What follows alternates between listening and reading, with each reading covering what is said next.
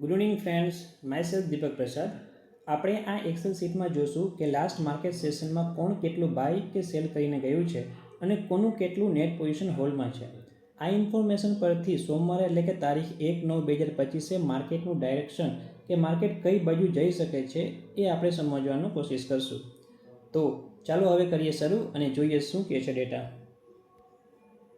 તો હવે આપણે જોશું કે અલગ અલગ ઇન્સ્ટિટ્યુશન એટલે કે રિટેલ ક્લાયન્ટ છે, ડીઆઈએસ છે, એફઆઈએસ છે કે પ્રોસ છે, ઓલ ઓવર એ લોકો શું તેજીની પોઝિશન લઈને ગયા છે કે મંદીની પોઝિશન લઈ ગયા છે.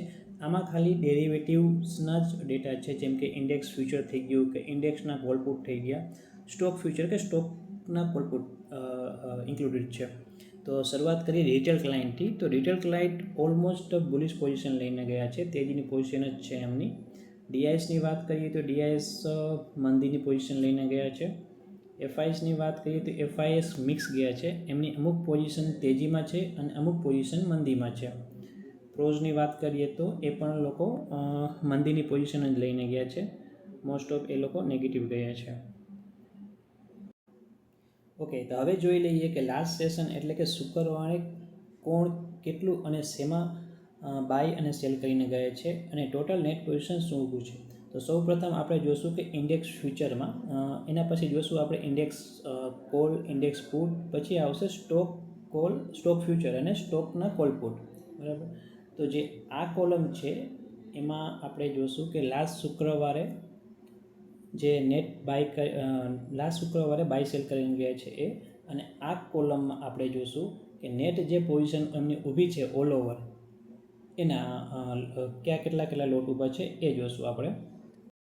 તો ઇન્ડેક્સ ફ્યુચરથી શરૂઆત કરીએ તો રિટેલ ક્લાયન્ટ 2681 લોટ બાય કરીને ગયા છે. એમની નેટ પોઝિશન રહેશે 1,30,316 લોટ. આમાં કમ્બાઇન્ડ છે ઇન્ડેક્સ ફ્યુચર એટલે કે આપણે નિફ્ટી, બેંક નિફ્ટી, સેન્સેક્સ કે મિડ કેપ નિફ્ટીના ફ્યુચરના ડેટા રહેશે.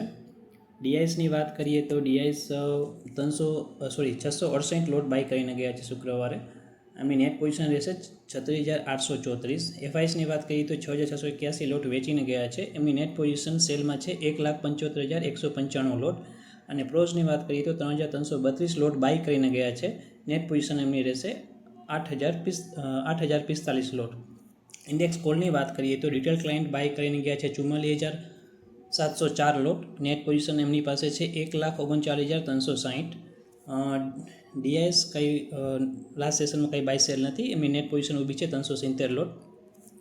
એફઆઈએસની વાત કરીએ તો 29,144 લોટ વેચીને ગયા છે ઇન્ડેક્સ કોલમાં, એટલે એમની પાસે નેટ પોઝિશન અત્યારે છે 75,153 લોટ સેલમાં.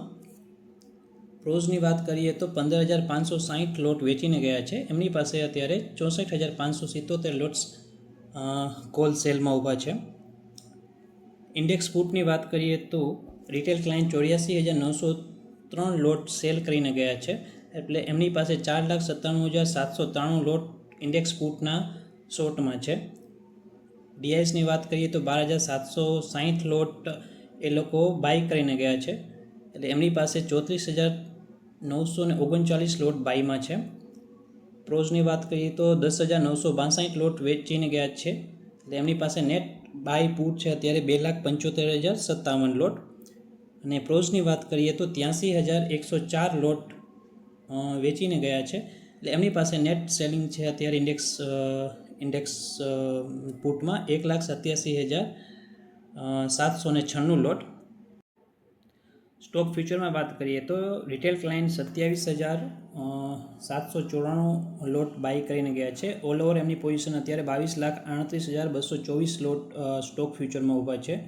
ડીઆઈએસની વાત કરીએ તો 53,979 સ્ટોક ફ્યુચર વેચીને ગયા છે, એમની પાસે નેટ અત્યારે 40,25,343 સ્ટોક ફ્યુચર સેલમાં છે.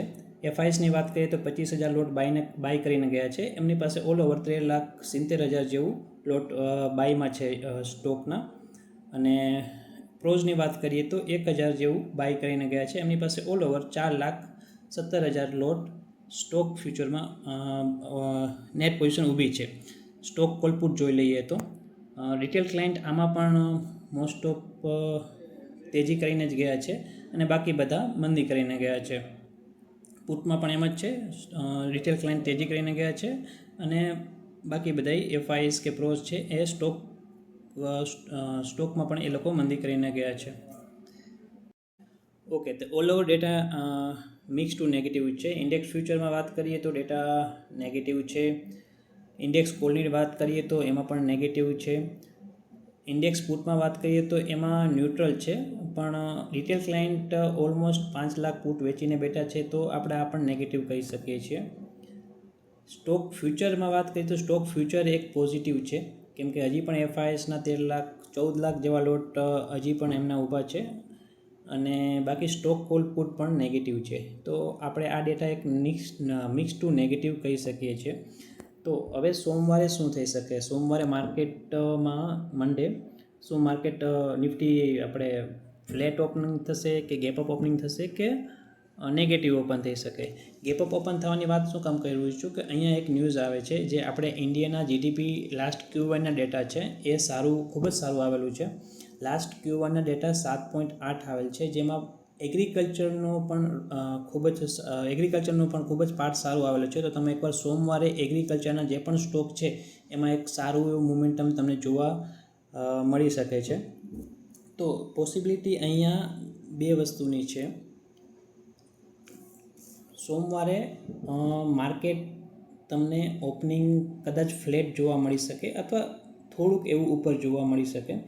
જરા ઓપનિંગ થાય અને પછી એક ડાઉનફોલ, એક કેપિંગ ડાઉનફોલ, એટલે કે 24,350 કે 330 સુધી આવી શકે છે. શું કામે? એક એ ડાઉન મુવમેન્ટમાં જે એફઆઈએસ અને પ્રોસનું સેલિંગની પોઝિશન છે, એ લોકો પોતાનું પોઝિશન એડજસ્ટમેન્ટ કરવા માટે એક ડાઉનફોલ લઈ આવી શકે છે સ્ટાર્ટિંગના પહેલા સેશનમાં, અને પછી એમની પોઝિશન એડજસ્ટમેન્ટ થઈ જાય પછી એક સારી એવી મોમેન્ટમ ઉપરની સાઈડ આપી શકે એવી પોસિબિલિટી ખૂબ જ વધારે છે. અથવા તો બીજી પોસિબિલિટી એવી છે કે માર્કેટ ઓપનિંગ જ ગેપ અપ થાય તો પછી એક સારું એવું શોર્ટ કવરિંગ આવશે અને નીચે જવાની શક્યતા ખૂબ જ નહીવત રહેશે, જો કોઈ ખરાબ ન્યૂઝ ન આવે તો. તો આ બે પોસિબિલિટી છે. એક માર્કેટ ફ્લેટ ઓપનિંગ થાય, ફ્લેટ એટલે કે કદાચ થોડુંક ઉપર ઓપન થઈ શકે અથવા નીચે ઓપન થઈ શકે, અને ઓપનિંગ પછી એક નીચેની મૂવમેન્ટ આપે કેપિંગ નિફ્ટી 24,350 આસપાસ સુધી, અને પછી એક સારી એવી મોમેન્ટમ ઉપરની આપી શકે. અને બીજી પોસિબિલિટી એ જ છે કે માર્કેટ શરૂઆતમાં જ ઓપનિંગ સારું એવું થઈ જાય અને પછી એક નીચેની મૂવમેન્ટ નહીં આપે, નથી લાગતું કે નીચેની મૂવમેન્ટ આપે ને સારું એવું શોર્ટ કવરિંગ આવશે તો સારું એવું ઉપર લઈ જઈ શકે છે. અહીંયા એક બીજા ન્યૂઝ એ છે કે હવે નિફ્ટીની એક્સપાયરી દર મંગળવારે થશે, જે પહેલાં ગુરુવારે હતી એ હવે મંગળવારે આવી ગઈ છે. તો નિફ્ટીની એક્સપાયરી પણ સેકન્ડ ડે હશે, મંડે ઓપન થશે અને ટ્યુઝડે નિફ્ટીની એક્સપાયરી પણ હશે. બરાબર. તો થેન્ક યુ. જોઈએ હવે માર્કેટ મંડે કેવી રીતે રિએક્ટ કરે છે. એક વિનંતી છે કે તમે આ ચેનલને સબસ્ક્રાઈબ અને લાઇક કરજો, જેથી તમને ડેઇલી એક માર્કેટ એનાલિસિસનો વિડીયો મળતો રહે. Okay, thank you.